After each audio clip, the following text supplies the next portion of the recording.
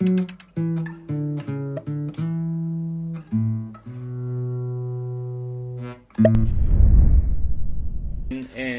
una biografía que se esté escribiendo y otra biografía ya que sirva como de referencia para generar algunos tópicos de diálogo y algunas cuestiones en relación al trabajo de campo, a la vinculación con los archivos. A mi izquierda está Ricardo Straface, que nunca sé si es Straface o Straface. Straface. Bueno, él publicó la biografía de Osvaldo Lamborghini en 2008. Tiene más de 10 novelas. La última es La Escuela Neolacaniana, que la acaba de publicar por Blati Ríos. Es abogado. En 2014 recibió el premio Konex y fue traducido al hebreo y al francés. A mi derecha está Diego Erland, tucumano, escritor y crítico. Publicó las novelas El amor nos destrozará y La disolución, los dos en el sello Tusquets. Y bueno, recientemente fue seleccionado para el Festival AI de escritores menores de 40, 30, menores de 39. Menores de 40. Bueno, él está escribiendo la biografía de Rodolfo Fouil desde hace algunos años. Y bueno, la idea también es plantear un diálogo a partir para empezar, qué fue lo que le generó interés en los dos casos. En el caso de Ricardo con Osvaldo Lamborghini, qué fue lo que te motivó qué viste en Osvaldo que te generó un interés para contar la vida, ¿no? En cierta forma. Bueno, en aquel entonces yo conocía el Fior y Sebregondi retrocede y algo muy poco de la leyenda que rodeaba al autor. En 1989, la editorial española del Cerval publicó un volumen compilado y organizado por César Aira de la obra inédita y desconocida de Lamborghini, y bueno, en esa hora me impactó mucho, y lo que yo me pregunté era ¿cómo sería una persona que escribía así? Y una respuesta que el discurso crítico, en su manera más tradicional, no solo no me daba, sino que parecía esconder esa pregunta. ¿Cómo sería una persona que escribe así? Así que ese fue el origen de mi trabajo y del libro. En tu caso, bueno, también la idea de vincularlos a Diego y a Ricardo en la charla tiene que ver porque también hubo una vinculación muy fuerte entre los dos personajes. Y bueno, a vos más que nada te pasó lo mismo que Ricardo. ¿Cómo fue tu...? Un poco diferente, porque Fouil también tenía otro lugar dentro del sistema literario. Acababa de morir cuando me empiezo a preguntar a ver si nadie estaba escribiendo la biografía, y me parecía raro que un personaje de las características de Fouil, un personaje polémico que atravesó diferentes ambientes, no solo de la literatura, sino también de la investigación de mercado, de la publicidad, un gran crítico y feroz crítico en los medios en los años 80, nadie estuviera trabajando en una biografía. Entonces a mí me empezó a interesar escribir sobre él por esa combinación de elementos, pero yo ya venía con ganas de escribir una biografía de alguien que me motivara. Yo sé que es un trabajo que te puede llevar, si tenés suerte, 10 años, por lo menos. Entonces tiene que ser alguien que me fascinara y que no llegara a descubrir en los primeros 2 años. O sea, no me tengo que aburrir de ese personaje. Y me parece que Fouil tenía esos componentes que me motivaban y me siguen motivando a saber más. Y también eso me lleva al fracaso absoluto, ¿no? Claramente. Porque siempre me pregunto, o sea, nunca voy a llegar a saber realmente en esa situación de su vida qué lo motivó a decir tal cosa o a decir otra. Entonces ese tipo de preguntas que uno las va respondiendo, pero se empiezan a abrir otras preguntas más y más cuestiones que te afectan al trabajo cotidiano con el elemento, con el objeto. Y vos, Ricardo, ¿en cuánto tiempo más o menos estuviste desde la publicación para atrás, digamos, de la idea a la publicación?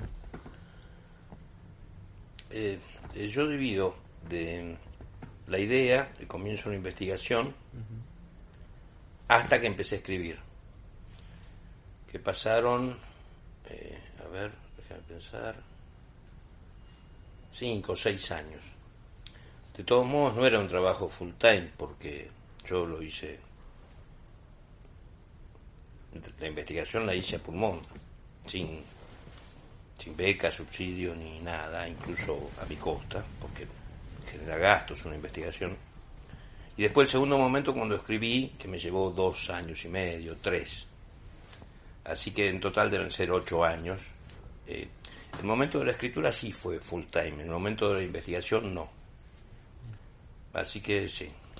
¿Y te pasó eso que decía Diego de convivir en cierta forma con el fracaso de lo que... Pues sabes que yo creo que no. Yo creo que llegué a responderme todas las preguntas centrales que yo me hacía sobre Lamborghini. Creo que sí. Creo que llegué, sí.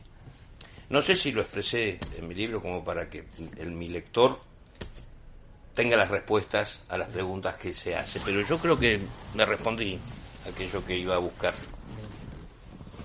¿Y por qué vos decías de que querías escribir antes de la elección de Fowell, querías escribir una biografía? ¿Qué te seduce del género? El género, me encanta la investigación, es lo que más encuentro muchísima motivación en el trabajo de archivo, en el trabajo con los papeles, en el trabajo de saber quién fue una persona que solamente conocía a través de las lecturas y de sus ficciones y de lo que esa persona produjo, y poder meterse en esa intimidad también de la mente creadora me motiva. Antes había pensado en escribir una biografía sobre Enrique Sims y me reuní con él, incluso tuvimos algunas entrevistas largas, pero terminamos peleados. Entonces, y después, qué sé yo, el personaje era demasiado ochentoso, me entré en conflicto con ese personaje. Yo era muchísimo más chico también, tenía mucha menos experiencia y no supe manejarlo quizás. Es cierto que no sé si hubiese podido empezar a escribir una biografía sobre Fowell con Fowell vivo.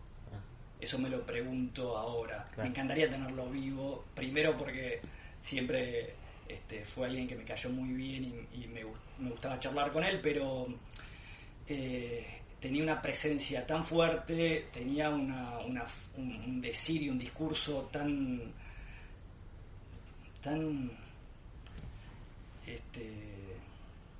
que no podías despegarte de él un poco, de ese discurso, a ver si lo que él decía, porque lo decía todo con tanta solvencia que decís, este tipo, ¿a dónde está la fisura?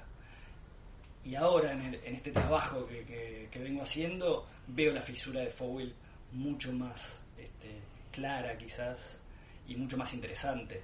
O sea, ese discurso, las cosas que parecían sólidas a veces son mucho más sólidas de lo que uno al principio creía que él tiraba solamente polémicas al pasar, como yendo e individualizando lo que a la sociedad le molestaba y jugando con eso, pero después empezás a analizar los argumentos que utilizaba y te das cuenta de que el tipo tiene una solvencia que muy difícil de conseguir en otros escritores y incluso hasta en algunos intelectuales, ¿no? Por eso, pero a la vez es interesante ver la construcción de él como escritor. Y es también pensándolo en Lamborghini, me da la sensación con lo que decís que Fowell es un escritor que puede leerse en el presente, puede leerse en su época, puede leerse como puedes entrar de distintas formas a la obra o como personaje. Con Lamborghini te pasó también de generar múltiples lecturas más allá de lo que escribió, digamos. ¿De la obra decís vos? Sí, de la obra. Bueno, ha generado lecturas múltiples. Pero en vos particularmente, sí. Si te No. fuiste preguntando No, yo creo que esto puede sonar un poco arrogante, pero yo creo que entendí desde el comienzo Bien. cómo venía de la mano. Bien. En el caso de Lamborghini. En el caso de Lamborghini. Y la investigación, contanos un poco cómo surgió a partir de las cartas, consultaste archivos. La cuestión de las fuentes es muy importante.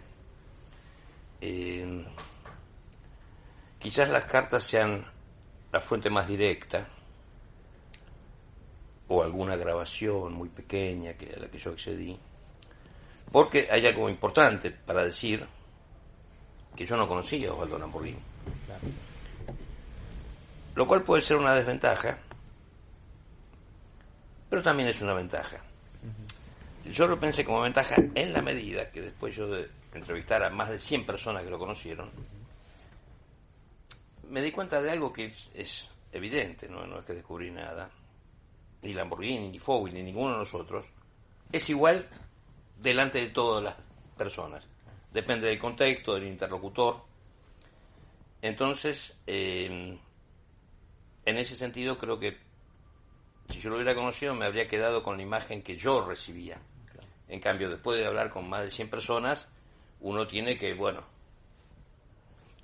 pero la fuente, por eso la fuente testimonial es siempre dudosa, porque está mediada por la subjetividad del que vos entrevistás,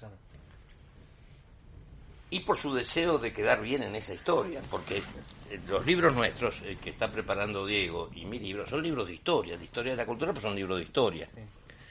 Yo recuerdo que una de las personas que más me ayudó en mi investigación fue Germán García, y un día le dije a Germán, pero ¿cómo no? Me hablaba de alguna publicación, ¿cómo no guardaron esto? Y Germán me dijo, y nosotros no sabíamos que íbamos a ser próceres. Germán entendía perfectamente que yo estaba escribiendo un libro de historia de la cultura. Bueno, entonces, a esa mediación que tiene el entrevistado y su subjetividad, también cada uno quiere entrar en la historia de la manera que prefiere, ¿no? Y entonces a veces te encontrás con que un mismo episodio está contado de 2 o 3 maneras distintas, o 4. Entonces las cartas, si bien las cartas tampoco son transparentes, pero las cartas te dan fechas, por ejemplo. Sí. Porque a veces vos entrevistas a alguien y ubica un episodio con diferencia de 5 años a cuando realmente ocurrió. Sí. Las cartas te dan fechas. El trabajo en hemeroteca también te da fechas. En ese sentido, las fuentes documentales son más confiables y las fuentes testimoniales las complementan. Pero no me acuerdo cuál era la pregunta. No, pero es cierto que se sostiene todo en base a la fuente documental.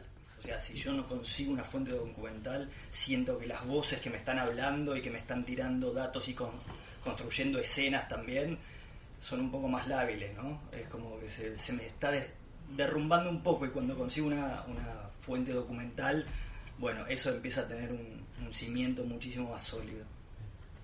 Y la idea de pensando en lo que dice Ricardo, de también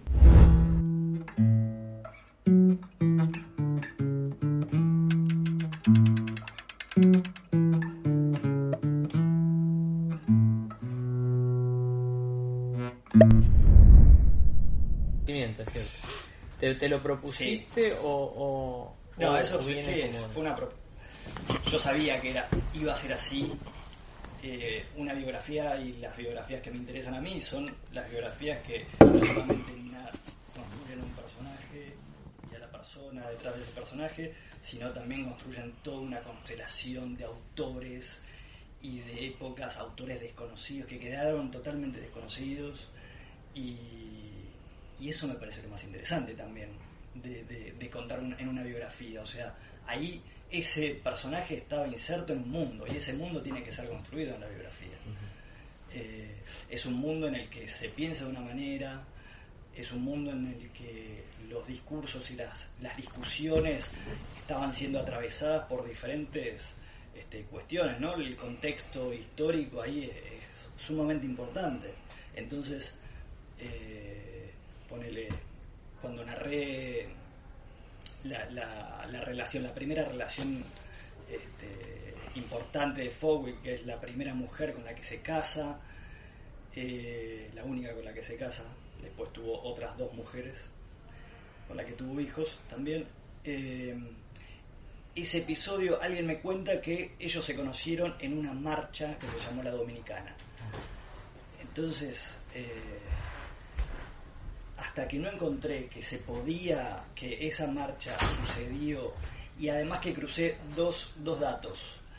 Un texto inédito de Fowell, en el que él le escribía a un primo que trabajaba con él en la empresa de investigación de mercado sobre por qué Coca-Cola era mucho mejor que Pepsi. Le plantea esa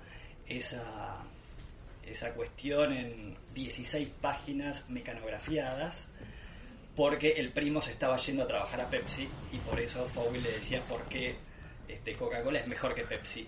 Y le planteó todo, le argumentó, y en ese momento hay un par de líneas en la que cuenta una escena que sucede en la Dominicana.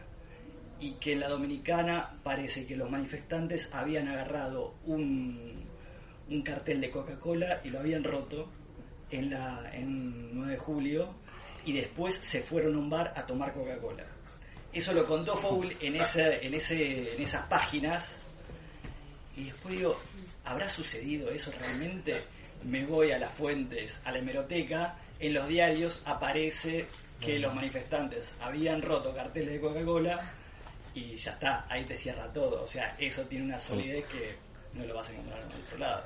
Y además tengo la escena en la que el amor entre Fowell y Juana es mucho más interesante, ¿no? En esa movilización. Además, después teniendo en cuenta quién es Juana Drueven, sí, que es su primera mujer.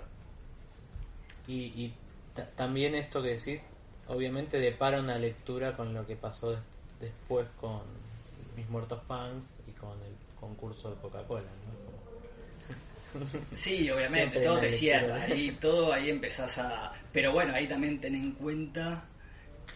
Bueno, estaba escribiendo él Mis Muertos Punk cuando le escribe estas páginas al primo, porque esas páginas más o menos las escribe en el 77. Y Ricardo, hablabas de la importancia de Germán García como un testimonio fuerte y como ayuda también. ¿Qué te pasó con Leónidas, con el hermano Osvaldo? ¿Cómo fue tu vínculo como fuente, como acceso de archivo, con Leónidas y con la hija de Osvaldo también? Ahora vamos a eso. Previo quiero decir que el círculo de Fowell con Coca-Cola se cierra con que Coca-Cola hizo una propaganda con un poema, una versión light de un poema de Fowell. Se necesitan más los poetas, ¿recuerdan? Sí, ahí se termina. Bueno, y que lo lee Fowell, ¿no? Lo lee Fowell. Bien, con respecto a tu pregunta. Y ahora, perdón, te interrumpo. Y ahora hay se puede hacer una lectura también de Casas haciendo la publicidad de Quilmes como una referencia. Es una cita, claramente, ¿no? Es una cita. A Fabián Casas. Ah, Fabián, mira vos. No sabía. Y bueno, te preguntaba por el vínculo, tu vínculo como historiador en relación a la familia directa, digamos, a Leónidas. La familia siempre quiere desviar la investigación, porque es así.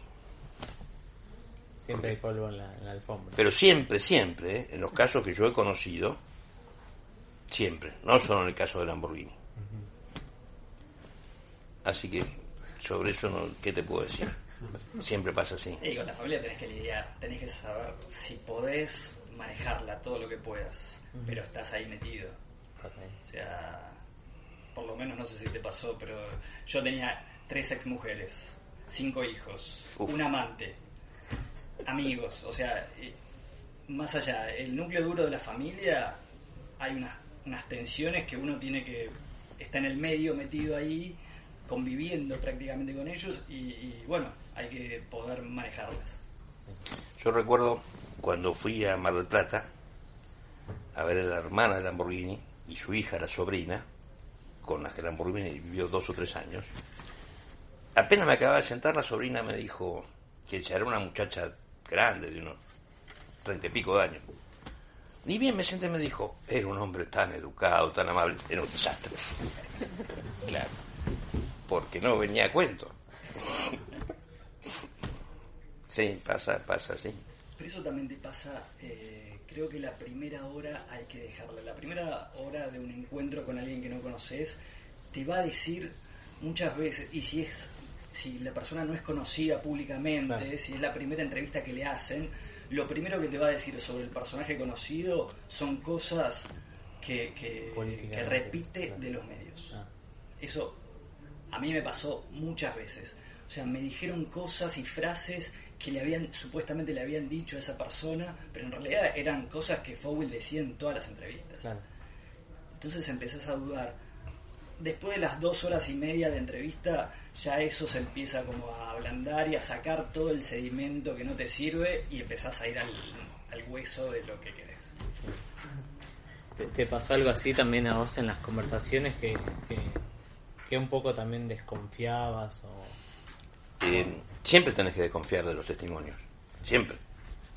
Por lo que te decía antes, sí. Hay subjetividades, hay cómo cada testigo quiere figurar en la historia, y también que, como te decía antes, ninguno de nosotros se muestra igual en todos los contextos ni con todas las personas.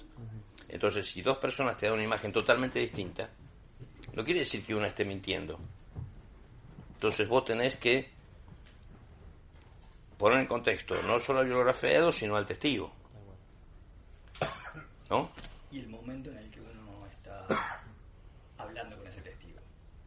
Yo creo que hubiese sido diferente también, no solamente por mí, sino también por la familia y por todos los testimonios, si Fowell estaba vivo en el momento de estar trabajando en la biografía. Que se haya muerto abrió algunas puertas, cerró otras y matizó rencores que mucha gente tenía con Fowell, porque había sido un personaje difícil. Y también quizás a algunos les dio la libertad para hablar sin el peso de tenerlo Fowell, llamándolo por teléfono y puteándolo. Y en tu caso estaba dentro de todo sistematizado el archivo. ¿Cómo te encontraste con el archivo familiar, los escritos, había un muy buen trabajo de una historiadora que había armado o ordenado el archivo un poco, pero bueno, yo le avisé de algunos errores. Había cartas atribuidas a otras personas y yo les dije que en realidad esa carta, que no tenía firma, era de otra persona. Sí, estaba armado. Yo me esperaba algo muchísimo más voluminoso por las cartas y los documentos. No había tanto, pero no había tanto como yo me lo imaginaba. Y estaba un poco ordenado por fechas, pero bueno, también hay veces que yo empiezo a dudar de todo, ¿no? Y está bien, me parece, dudar. Es lo que te lleva a escribir. Y con los escritos, algún escrito inédito de Lamborghini, ¿cómo había algo familiar o fuiste rastreando por distintos...? No, creo que inéditos no queda casi nada. Bien. Pero con respecto a las fuentes documentales, que no son las cartas, yo conseguí fotocopiarme el legajo de fabricaciones militares del padre de Lamborghini, con lo cual tengo fecha, cuánto ganaba, sé la posición económica de la familia, sé las calificaciones que tenía todos los años. Entonces, lo que me contó la familia del padre, a mí no me importa porque yo ahí tengo todo, claro, sin ninguna mediación, porque el tipo que me lo dio en fabricaciones militares ni sabía por qué yo quería eso. fuiste como un hijo de vecino, digamos. Sí, entonces en la medida que él no sabía, no que me sacó una foja, como ha ocurrido con algunas cartas que desaparecieron, bueno, en fin, etcétera, etcétera, etcétera. Pero vos me preguntaste otra cosa. No, te preguntaba si cómo te habías encontrado con el archivo, si había archivo de... No había archivo. De él particularmente. No había, en absoluto. Es más, algunos textos que se publicaron en la obra que sacó Sudamericana, los encontré yo. Claro. Hubo uno que encontré cuando estaba en la casa de la hermana, inventariando la biblioteca que había en la casa de la hermana para ver qué leían, porque en ese tiempo encontré en un libro de Molinari, en la página de guarda, un poema que debe ser de los 12, 13 años, que es el primero que está incluido en poemas. Sí. Y otro texto, que es un poema importante, porque es un poema autobiográfico, que se llama Hoy relacionarse como sea, que es del año 69. Un día me llama un psicoanalista amigo de García y me dice, mira, vi en Google que alguien ofrece textos inéditos de Lamborghini, dice que es familiar. Bueno, me contacto y me dice que es sobrino de una mujer que con la que Lamborghini vivió bastante tiempo. Paula Bachmann. Este muchacho Bachmann, bueno, nos encontramos y me dice, bueno, yo tengo estos textos, pero los quiero vender. Digo, bueno. Digo, yo no te los puedo comprar, yo no tengo plata, yo bastante estoy gastando, pero lo que yo puedo hacer, proponer que te lo compre una fundación. Y dice, bueno. Y me anoto los títulos de los poemas. Entonces lo llamo a César Aira. Digo, tengo esto. Me dice, no, ese ya lo tengo. Y hasta que aparece uno, que es un poema de como 5 o 6 páginas, autobiográfico. Me dice, ese no lo tengo. Bueno, me encuentro una vez con este hombre. Digo, bueno, me dicen en la fundación que para ver si les interesa comprártelo, le tengo que llevar una fotocopia. Bueno, vamos enfrente a fotocopiarlo. Yo fotocopié todo, pero me interesaba uno solo. Y entonces, mientras fotocopiaba, el muchacho me dice, pues bueno, pero si ya hay copia, esto va a valer menos. Y yo vería, y la chica de fotocopia para colmo había dejado el que yo quería a lo último.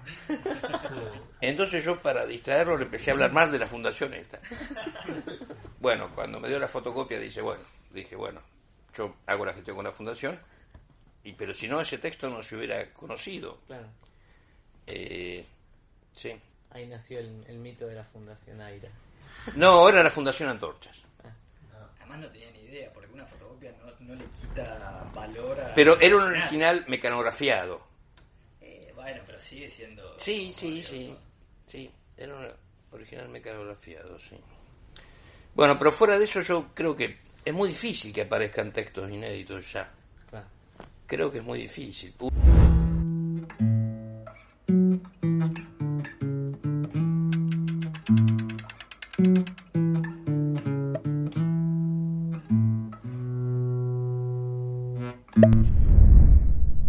Escritas o en principio novelas, y una carpeta con muchos poemas que después se publicaron, que no estaban perdidos, pero lo tenía esta gente en la casa donde Lamborghini había vivido. Y yo, de mi insistencia que buscaron y encontraron. Yo creo que es difícil, pero uno nunca sabe. Claro. Y tampoco tenés como un pendiente de que vos sepas, me falta esta carta que no la pude encontrar, pero vos sabías. No, lo que me faltan son las cartas que recibió Lamborghini. Claro. Porque se ve que Hannah, su viuda, cuando Lamborghini murió, le devolvió las cartas a todo el mundo. Por pudores y cosas, pero... Bien. Sí. ¿Y a vos te tocó como también algo así de algún, no sé, algún artilugio hacer para conseguir algún libro?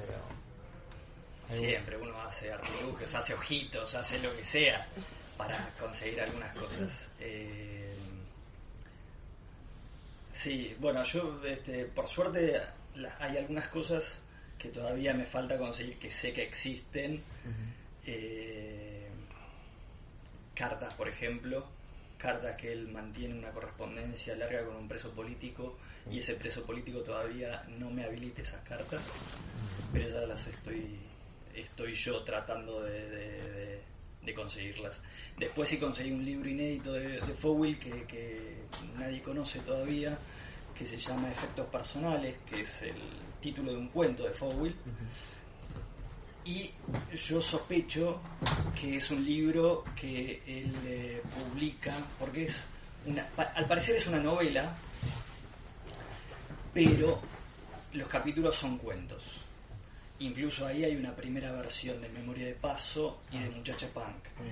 Entonces, y hay como reescrituras a otro texto de Borges. Él lo intenta hacer una novela, no le funciona, y manda una selección de esos textos, los más trabajados, al premio Coca-Cola, pero antes también un premio Losada que hubo, que él lo manda y ahí no pasa nada, pero sí manda 4 textos de esos, más alguno más que escribe después, lo manda al premio Coca-Cola y es el que gana. Y esa novela, supuestamente, que se llama Efectos Personales, la tengo y ya se la entregué a la familia para que hagan. Y hay algunos textos interesantes ahí, hay algunos textos de análisis de canciones peronistas y antiperonistas. Hay un texto que es hermoso porque él se pone a analizar 2 canciones, una a favor del peronismo y otra en contra del peronismo, y dice por qué el peronismo siempre va a ganar.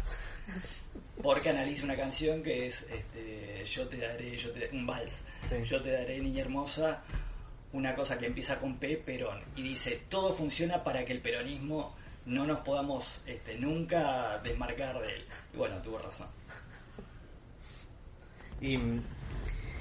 Pero hasta ya, digamos, esa es un libro inédito, ya no quedaban más inéditos por publicar. Hay inéditos. Hay todavía una novela que existe, que se llama Estados Unidos. De hecho, también es un poema del primer libro de poemas del Efecto de Realidad de Fowell.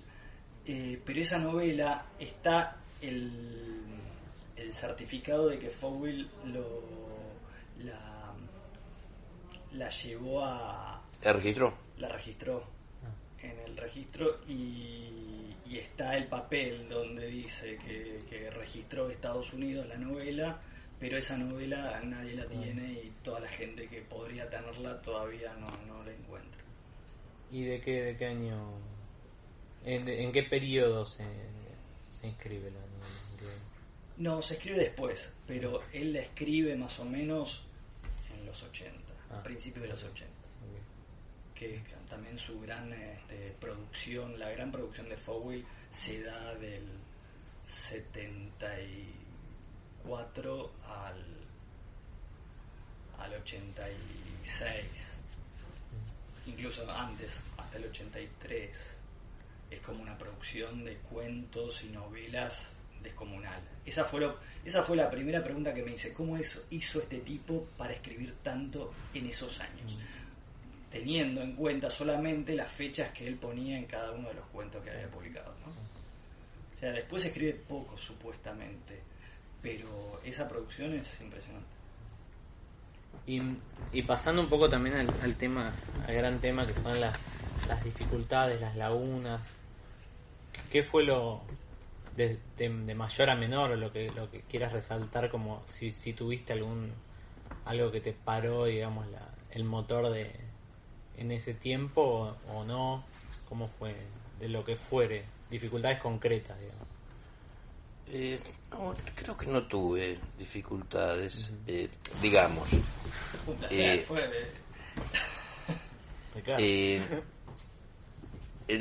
No hay archivos en Argentina, y lo que conseguís es por la buena voluntad de alguna persona que te atiende, pero no hay archivos sistematizados. La Biblioteca Nacional era en aquel entonces, no sé ahora, un desastre. La hemeroteca del Congreso es muy buena, por ejemplo.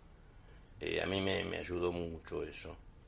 Y después pocas personas no quisieron que yo las entrevistara. Te diría, de 100 que intenté, 2 o 3. 2 de las cuales, después que salió el libro, me dijeron: pero qué lástima que no hablé con vos. Así que no, yo no creo haber tenido dificultades, no, en absoluto. Bueno, qué idilio. Yo a cada paso. O sea, la dificultad, me acuerdo la primera dificultad que tuve. Estuve 2 años buscando el primer artículo que publicó Fowl en prensa. Sí. Y el primer artículo que publica en su vida. Me llevó 2 años. ¿Cuál es el segundo? Sí, es un artículo que se llama, es sobre el oficio del sociólogo, que se publica en un periódico de cultura de izquierda comunista que se llama El Contemporáneo, dirigido por Amílcar Romero, que además yo tenía lo único que se sabía era algo que él dice en la entrevista al Ojo Mocho, que es una entrevista larga que da Fowl en el año 98, ¿no? Cuando se publica Vivir Afuera. Él menciona le empieza la entrevista así, o sea, Horacio González y Cristian Ferrer le hablan de ese artículo que él publicó a fines de los 60. Fowl empieza así, pero esa fue una discusión contra el altucerismo de la época, todos hablando sobre ese artículo y nadie mencionaba dónde estaba publicado ni cómo se titulaba. Obviamente fui con Horacio González, fui con Cristian Ferrer, fui con María Pía López, todos, nadie se acordaba dónde estaba ese artículo. Y empecé a cruzar datos hasta que descubro que en el CEDINSI estaba ese artículo y ese número del Contemporáneo. Amílcar Romero después, una persona que era bastante mayor cuando lo entrevisté y bastante enfermo estaba, me dijo además que en el Contemporáneo Fowl había publicado unos primeros poemas en el año 69 es esto. Y el Contemporáneo tiene 5 números, 4 números están en el CEDINSI. En esos 4 números no hay ningún poema de Fowl. Supongo que está en ese que está perdido, pero bueno, en algún momento lo conseguiré. Bien. Qué complejo. Y pasando un poco a modelos, ¿trabajaste con algún modelo de referencia, ya sea por forma, por encuadre? Yo tomé el modelo anglosajón de biografía. Hay otro modelo francés que es más poético. El modelo anglosajón es más un libro de historia, con menos intervención del autor. Así que yo tomé el modelo anglosajón, sí. La biografía de Joyce, la de Rimbaud, la de Foucault, en fin, esas biografías que conocemos, ¿no? ¿Y nacionales que alguna te llamó la atención? Hay varias biografías nacionales. Está la biografía de Arlt, de Saíta, la biografía de Macedonio Fernández, de Álvaro Aboz, sí. Hay una de Cortázar, de Golbov, hay una de Beatriz Guido, de Cristina Mucci, hay una de Walsh, de Josami. Sí, están esas. Y el encuadre, vos los capítulos o los tienen una cuestión geográfica o un mapeo, digamos. Sí, son topónimos, nombres de lugares. Sí. ¿Y por qué decidiste estructurarlo así? ¿Qué fue lo que te...? Y tienen un nombre, pero también tienen un año. Sí. Una cosa que yo me preocupé es ser furiosamente fiel al almanaque. Nada de ir para atrás ni para adelante. Un año viene después de otro, porque es facilitarle las cosas a mi lector. Y el nombre de cada capítulo, que es un nombre de algún lugar, que puede ser una ciudad, un país, un bar, sí. Es como un lugar, como cualquier título, un lugar desde donde yo propongo que se lea ese capítulo. Pero por otra parte, a mí me ayudaba a escribirlo el capítulo. Nunca podía empezar un capítulo si no tenía ya decidido el nombre, ¿sabes? Sí. Es como el primer envión, ¿no? Porque ya sé a dónde voy. Claro. Digamos que voy a contar una cantidad de cosas, pero hay un nombre que rige los episodios que estoy contando allí. Y en tu caso, Hablábamos la otra vez también de otra biografía de Rimbaud, que es la de Starkey, que propone otra lectura de Rimbaud.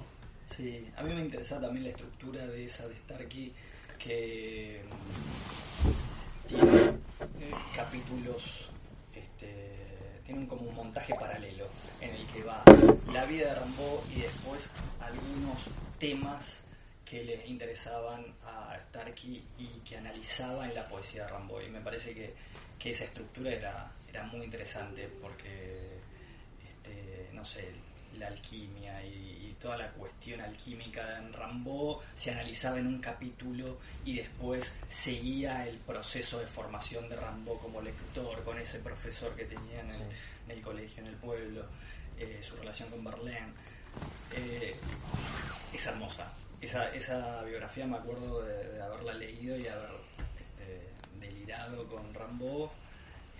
También es una jugada elegir algunos temas como ensayísticos para ir mechando, ¿no?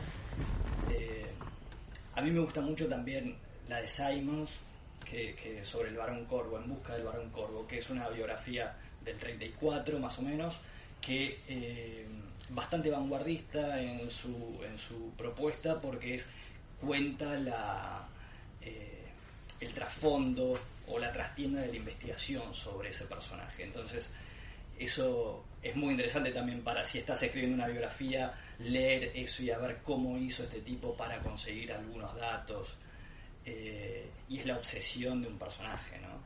Sobre un personaje. Me parece que si algo tiene el biógrafo es que es un adicto al personaje, o sea, necesita más y más y más y más y más todo el tiempo.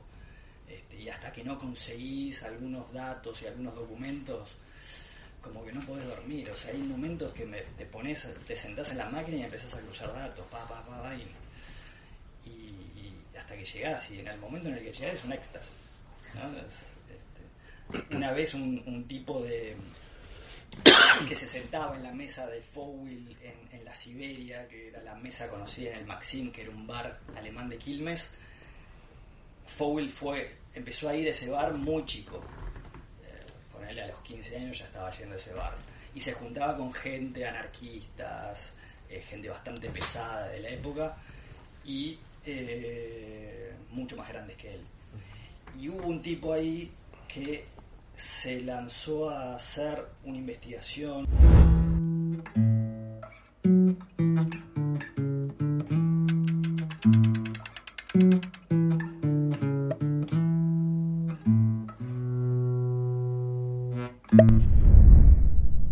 que hizo Fowell. Fue a los 17 años sobre un vampiro en la zona de Quilmes, y hasta que no, o sea, me parecía hermosa la historia, todo perfecto, pero no encontraba el documento. O sea, dame el documento. O sea, ¿cómo puedo conseguir que eso tenga toda la solvencia como para yo poder escribirlo?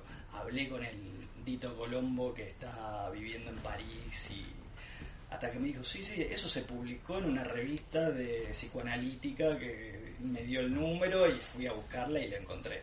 A los 15 años. A los 17 la hizo, pero Fowell empezó a circular en el Maxim a los 15 años. Y hay algo que pensando un poco en retrospectiva, ya la biografía se publicó en 2008. Hay algo, no sé si decir que te hayas lamentado, pero digamos que hubieras modificado, ¿te tocó volver a la biografía, la volviste a leer o quedó...? No, cuando alguien me hace un comentario puntual, voy y me fijo. Sí. Y buscando algunos datos para otras cosas que hago, alguna vez pesqué un error en una cita, por ejemplo. Eso lo corregiría. Pero con respecto a lo que hablábamos de cómo armás un libro así, yo aprovecho para confesar una trampa de biógrafo, que es la siguiente. A veces, bueno, esto me hizo acordar Diego cuando hablaba de la biografía de Rimbaud. Vos en general contás una vida, pero a veces, o muchas veces, te metés en la génesis de algunos textos, de versiones anteriores, Y a veces haces alguna consideración crítica siempre desde el punto de vista de la génesis de los textos, ¿no? Y de datarlos, cuando es dificultoso datarlos. Ahora, vos a veces te encontrás que, sobre todo si te propusiste tener una cronología muy ceñida al almanaque, febrero viene después de enero, que te encontrás años que tenés 4 o 5 hechos, y te encontrás años que tenés medio hecho. Entonces, pero uno al mismo tiempo, al lector, le tiene que dar la sensación de que el tiempo pasa a la misma velocidad. Un capítulo no puede tener 15 páginas y otro 2. Entonces, las consideraciones críticas, genéticas de los textos, tenés que aprovechar a meterlas en los años en los que tenés menos hechos, ¿sabes? No, digo. Es un buen... Y uno aprende. La biografía, además de Ricardo, es como casi una Biblia que tengo. Bueno. No, la verdad que es increíble. Y también, bueno, ahí fue la primera vez que dije y entendí que el biógrafo es un adicto al personaje, la biografía de y por ejemplo, ya que lo habíamos citado, el affair con Coca-Cola está muy bien retratado en el libro de Ricardo, como el affair de Fogwill con Coca-Cola, como en ningún otro lado. Es como... Sí, y también es interesante más... No, él lo va a contar mejor. No, pero bueno, él está bien contado, pero me parece muy interesante también la contratapa de esa primera edición de Mis Muertos Punk en Tierra Baldía. Sí, claro. Fogwill la cuenta su conversación con Pezzoni, sí. Y es muy interesante porque Enrique Pezzoni era jurado de ese premio. ¿Vos pensás que habiendo escrito un libro como el mío, yo iba a firmar un contrato como el tuyo? Así dice, ¿no? Sí, exactamente. Entonces, te voy a reformularla, pero desde otro encuadre. Hoy, ahora, volverías si no sé, X personaje contemporáneo te dan ganas, te estimula para escribir una biografía. No volvería ¿No volverías a hacer semejante trabajo. Primero porque es mucho trabajo, y segundo porque ya pasó. Claro. Son cosas que se hacen una vez. Si no, uno se convierte en un biógrafo profesional, que yo no quiero. Claro. Aparte, mientras escribía la biografía, se me ocurrían un montón de novelas, una más loca que la otra, y tenía que atenerme a las fuentes, sí. Claro. Y era desesperante. Entonces, cuando terminé, dije, ahora voy a escribir novelas. Durante el proceso de la biografía, ¿no escribiste otra cosa que no sea la biografía? Metí alguna novelita, así para descansar un poco. ¿Alguna de las policiales? No me acuerdo cuál. La pesquisa siempre está ahí. Creo que alguna, pero no estaba muy concentrado en eso. Ahora, cosa que yo creo que se lo comenté a Diego, que nunca me volvió a pasar. Yo trabajaba muchas horas durante la escritura del libro, ¿no? Uh-huh. Y me iba a dormir, que yo a las 12. Pero me iba a dormir porque yo sabía que tenía que descansar. Pero quería que la noche pasara rápido para levantarme y volver a escribir. Cosa que no me pasó nunca más. Más allá de que a mí me encanta escribir novelas, estoy de buen humor cuando escribo una novela, pero esa adrenalina no me volvió a pasar nunca más, ni creo que me vuelva a pasar, ¿no? Y vos todavía un poco estás a tiempo, por supuesto, pero hay algo que durante te lamentaste, una decisión que hayas tomado en la misma escritura, que vos decís, no va por ahí, va por...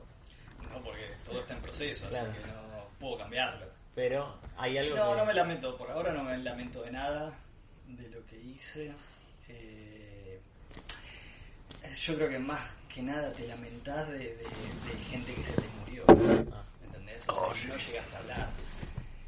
Yo cuando empecé con el proceso de investigación me armé círculos de importancia. O sea, el primer círculo que yo quería hablar era con toda la familia, con el núcleo duro. Pero en ese círculo también estaban los personajes en peligro de muerte. Los que estaban muy mayores, los que tenían algún tipo de enfermedad. Uh-huh. Después estaba el otro círculo que eran los problemáticos, ¿no? César Aira me parecía que no sabía si me iba a dar una entrevista o no. Claro. Piglia no sabía si me iba a dar una entrevista o no. Ese tipo de personajes. Pero después yo dije, cuando un poco más adelante voy a hablar con Eliseo Verón, y se te murió antes. Claro. Ese tipo de cosas se lamenta uno. Bien. Pero bueno, Y con los problemáticos en general tuviste buena... increíblemente, sí. O sea, no increíblemente por ellos, porque son generosos, pero la verdad que cuando le mandé un mail a Ricardo Piglia diciéndole que quería hablar con él sobre Fowl exclusivamente, yo dije, me van a mandar a la mierda por obvias razones. Sí. Y me dijo, sin problema, venite el martes. Mirá. Y hablamos 3 horas. Justo se le había detectado la enfermedad a Ricardo y él decía que era una cosa muy menor. Y bueno, ya hablamos un poco de eso, pero hablamos mucho de Fowl y fue realmente increíble. No sé si trajeron algo para leer, pero no estaba la propuesta. Pero yo tu mochila siempre está por ahí. Mi mochila siempre está, hay, mi celular está. siempre hay Fowl.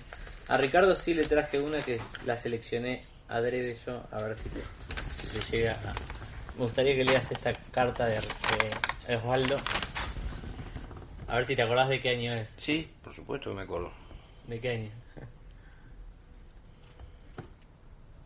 Esto es un efecto sorpresa. Déjame pensar.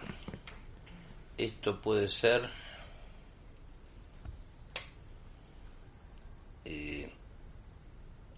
sin duda es posterior al 80. Porque en el 80 Fowl lo editó a Lamborghini. Uh-huh. Y acá ya Lamborghini se dirige a Fowl como su editor. Sí. Es decir, del que espera un adelanto de plata, muy claramente. ¿Esa es la que tiene el papel un poco más transparente? No, las de papel transparente son las que están en servilletas. Claro. No, esta está escrita en unas hojas de cuaderno, manuscritas con una gran tipografía, y empiezan todos los capítulos. Querido Fowl, si pudiera pronunciar solamente que... ¿No? Bueno, así es lo que me dio Mariano. Dice, ni declinación de amor, ni convención cortés del intercambio postal. Algo más que eso, un nombre. Querido Fowl, ¿no te gusta pronunciar en voz alta palabras, nombres exquisitamente amados?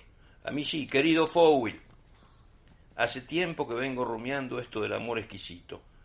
Julien Sorel y Madame de Renal me han inspirado bastantes inspiraciones sobre el tema. Querido Fowl, parece una tontería, pero yo no le tengo miedo a la tontería. En eso, querido Fowl, creo que vos y yo nos parecemos. Oh, perdón, no te ofendas, me pasé. Te ruego, querido Fowl, que disculpes mi odiosa comparación. En lo que se refiere a no tenerle ningún miedo a la tontería, yo al lado tuyo, bueno, en fin, no tengo ni para empezar, querido Fowl. Hay una cuestión también en la relación entre Osvaldo y Fowl. Fowl lo publica él. En el proceso hay momentos en donde la relación con Osvaldo es de amor absoluto y después de una tensión y lo empieza a insultar Lamborghini de una manera increíble. E incluso Fowl lo que decía en la empresa, en la agencia de investigación de mercado, Fowl cuando recibía una carta de Lamborghini la hacía tipear y se la repartía y las leía en voz alta a sus empleados diciéndole, miren cómo me insulta, esto es insultar. ¿No? Es increíble.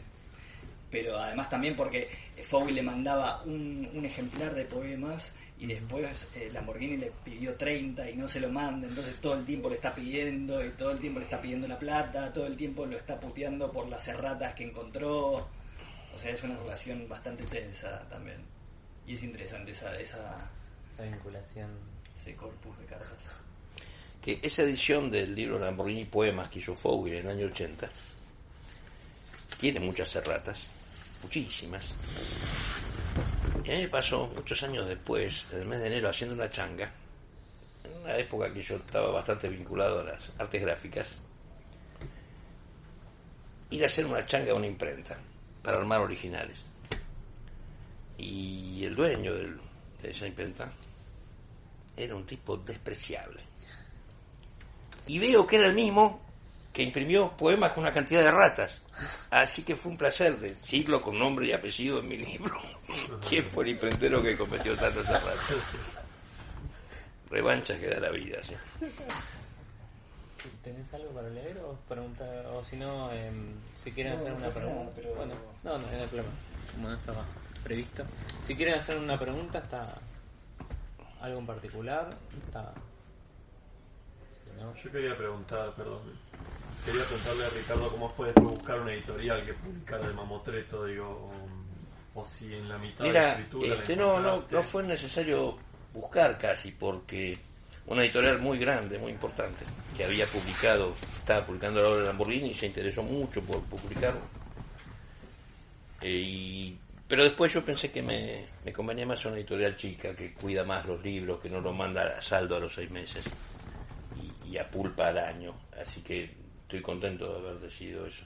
Y la idea del índice onomástico, que a mí me parece algo... Y bueno, en una biografía es necesario, ¿no? Sí. Lo hicieron mis hijas. Sí.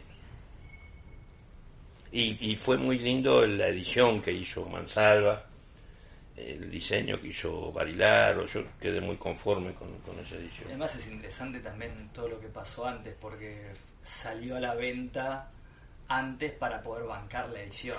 Sí, hubo una compra anticipada, sí. Sí, ese crowdfunding.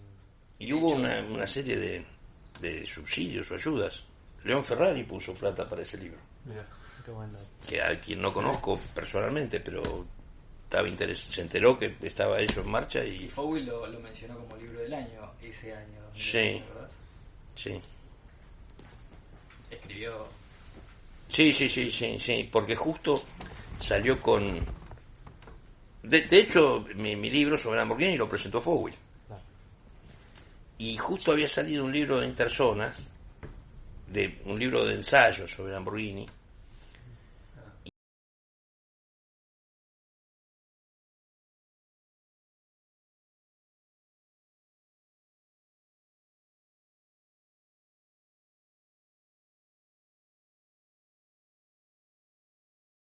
Y del peronismo. Y ese libro de ensayos, como que Leónidas, o sea, el hermano, y el peronismo le parecían algo poco académico, claro, digamos. Fowey estaba indignado con eso, sí. Bueno. ¿Cómo se resuelve cuando hay situaciones de conflicto de público, en versiones? ¿Cómo resuelven ustedes los biógrafos? ¿Cómo vas a resolver o cómo resolviste vos, Ricardo, en esos temas de Lamborghini o de Fowey? ¿Cómo conflicto? Sí, un tema que puede ser que dé polémica o que encontrás versiones encontradas. Testimonios que se contradicen. Lo encontrás todo el tiempo eso. ¿Cómo? Todo el tiempo encontrás testimonios que se contradicen. ¿Cómo resolves? Y resolvés con tu evaluación, yo por lo menos, con tu evaluación de cada entrevistado. Y también, cuando no podés resolver, hay una fuente que quizás es más importante que la documental, que es la fuente conjetural, lo que uno piensa. Pero cuando hay contradicción entre dos testimonios, vos vas a buscar la fuente documental, lo primero que haces. Y ahí en general resolvés la cuestión. En general la resolvés. Y si no, elegís a quien le crees más. Sí, y yo creo que es una posibilidad también es poner las dos. Que el lector decida a quién quiere creerle. Con cuestiones muy íntimas, digamos, si hay una escena dentro de la casa del departamento de Fowey con un hijo y una hija, y uno te dice una cosa y el otro otra, ¿qué haces? O sea, pongo las dos cosas, por lo menos yo, y así lo pienso, y no hay una fuente documental que te pueda sostener alguna de las dos, ¿no? Me parece que poner las dos a veces es interesante. También porque habla de los testimonios, y cuando no digo que muchos testimonios quieren hablar en primera persona sobre la importancia que él tuvo para el personaje. Todo el tiempo. ¿No? Eso es muy habitual. Pero es cierto que el testimonio, hay veces ciertos matices y ciertos personajes del testimonio que son hermosos. Me gusta construir ese testimonio, me gusta construir quién es esa persona, en qué momento me está diciendo las cosas. Yo problematizo mucho con los testimonios por esta cuestión que decía antes. Fowell vivo o Fowell muerto hubiese modificado el libro y modificado los testimonios. Entonces trato de problematizar los testimonios en el momento de incorporarlos a la investigación y a la escritura del libro.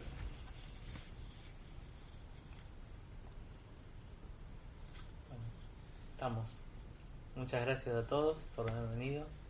Y bueno, gracias. Gracias a ustedes.